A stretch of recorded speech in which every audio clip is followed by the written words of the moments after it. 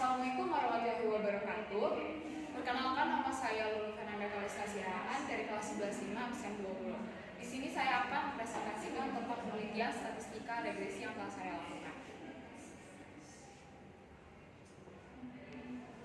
Baik, judul penelitian saya adalah analisis efektivitas jam belajar siswa atau siswi di sekolah dengan capaian pembelajaran siswa dan siswi.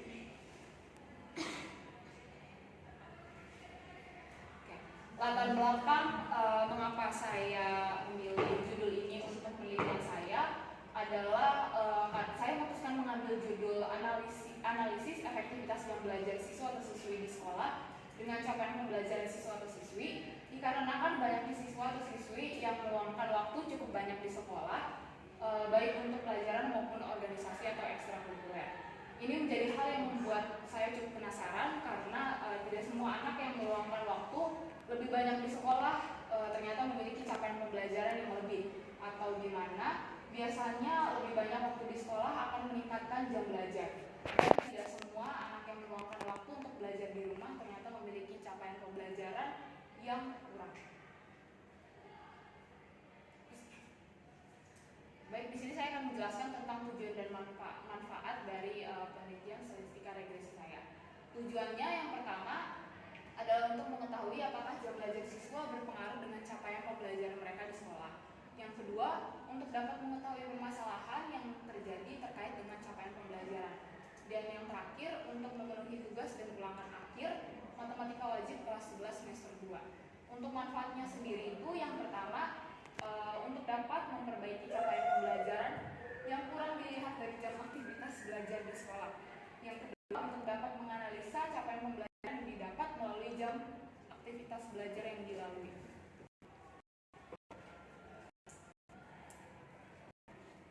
Untuk metode penelitian statistika regresi, kali ini saya memutuskan untuk mengambil metode pengumpulan data, yaitu dengan kuesioner, di mana saya membuat kuesioner dengan Google Form diisi dengan beberapa pertanyaan yang berkaitan dengan judul dan maksud dari penelitian ini. Di sini saya akan menjelaskan tentang timetable penelitian statistika regresi saya. Yang pertama, pada hari Kamis tanggal 14 April pukul 3 sore sampai jam 3:16, di sini saya melakukan pembuatan dan perancangan Google Form penelitian. Kemudian hari Jumat tanggal 19 April sampai hari Minggu tanggal 21 April untuk waktu sendiri menyesuaikan. Di sini saya melakukan pengumpulan data penelitian melalui Google Form dengan cara menyebar secara daring. Yang ketiga, pada hari Jumat tanggal 19 April pada jam 5:58 sampai jam 6:11, di sini saya merancang mind map serta pembuatan timetable penelitian. Dan yang terakhir, pada hari Senin 22 April sampai hari Senin 23 April pada waktu mulai dari jam 5 sore sampai jam 10 malam, di sini saya melakukan pengolahan data, korelasi Pearson dan determinan serta diagram. Nah, berikut ini adalah hasil responden penelitian hingga tertanggal Jumat 19 April 2024. Responden yang di sini berjumlah 35 orang dan masih akan terus berjalan hingga waktu yang ditentukan. Nah, kemudian di sini saya akan menjelaskan tentang mind map dari penelitian statistika regresi saya. Yang pertama adalah apa sih dari judul dari penelitian statistika regresi saya? Judulnya adalah analisis efektivitas jam belajar siswa atau siswi di sekolah dengan capaian pembelajaran siswa atau siswi. Di mana saya melakukan penelitian ini? Penelitian serta penyebaran kuesioner dilakukan secara daring melalui gadget masing-masing responden kuesioner. Metode penyebaran ini pun disebarkan lewat sosial media. Kemudian bagaimana saya menyebarkan kuesioner saya secara daring, dan metode penelitian ini adalah kuantitatif. Kemudian mengapa saya memilih judul yang di atas sebagai penelitian statistika regresi saya, yaitu agar dapat mengetahui pengaruh jam belajar siswa di sekolah dengan capaian pembelajaran yang didapat. Kemudian siapa siapa saja target dari penelitian saya ini? Saya menargetkan para siswa atau siswi, khususnya mereka yang sedang duduk di bangku SMA atau sekolah menengah atas, baik kelas 10, kelas 11 maupun kelas 12. Nah, kapan penelitian ini dilakukan? Penelitian serta penyebaran kuesioner dilakukan mulai dari Kamis 18 April 2024 hingga Minggu 21 April 2024. Oke, di sini masuk ke pengolahan data. Di sini saya akan menjelaskan tentang variabel X atau variabel Y yang ada dari penelitian saya. Variabel X atau variabel independen dalam penelitian kali ini adalah jam belajar siswa atau siswi dalam bentuk jam. Kemudian variabel Y atau dependen dalam penelitian ini adalah capaian pembelajaran siswa atau siswi dalam bentuk nilai rata-rata terakhir rapot dari responden.